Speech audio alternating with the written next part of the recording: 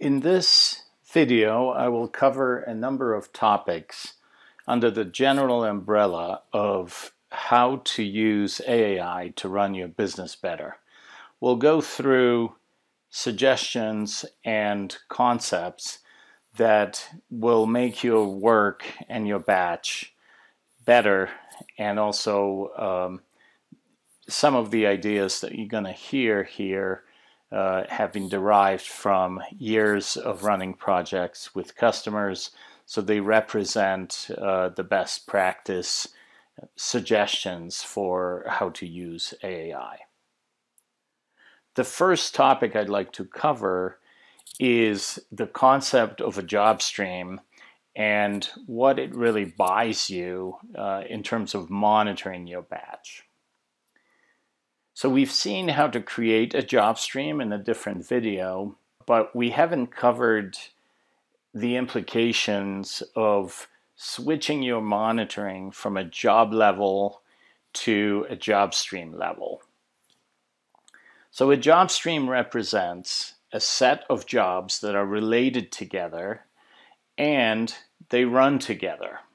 So we are looking at a historical run of a job stream under analysis, and we can expand this job stream to see more details. I just had a collapsed view of this job stream with 4 boxes in it, and you can see that all 3 boxes are on the critical path, and then in the 4th box there are individual jobs that are on the critical path as well. You can expand any of these boxes individually, or you can use a control on the toolbar to expand everything, or you can use this control, the plus on the red background, and that essentially would show you the critical path. So anything that is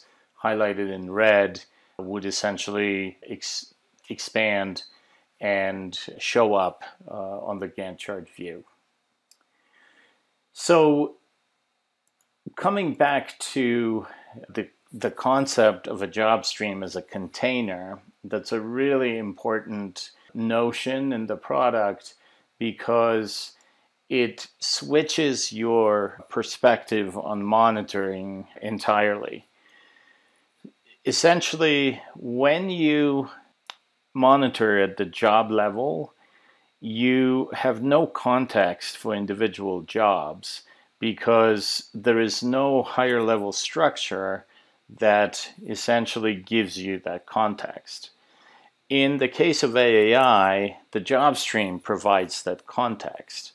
So jobs are related to one another. So we have the predecessors and successor lines that are available on the toolbar.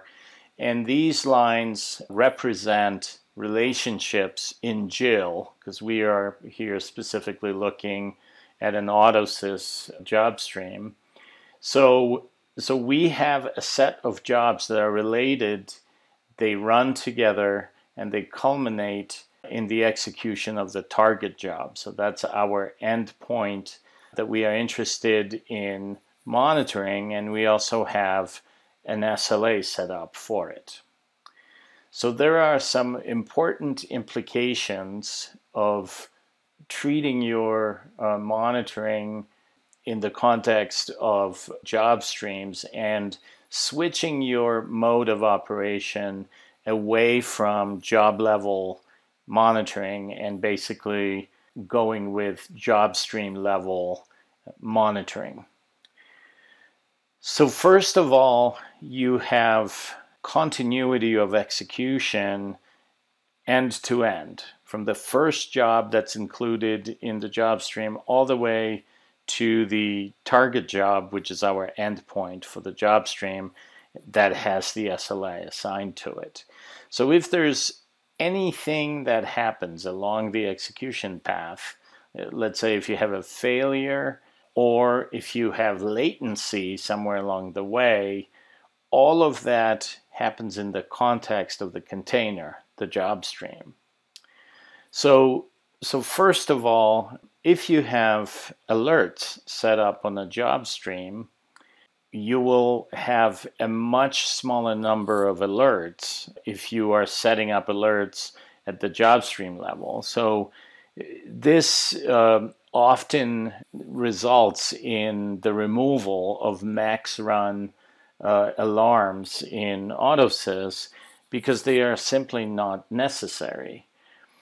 The other implication is that because we are monitoring job streams as a whole, we have an aggregate of execution times for the entire job stream. So as individual jobs execute, AAI keeps track of how long it took for a particular job to execute, and it can aggregate that over the entire job stream.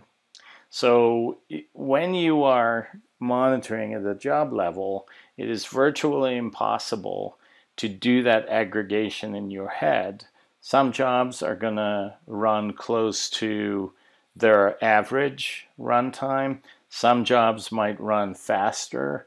Some jobs might run longer in a particular application run.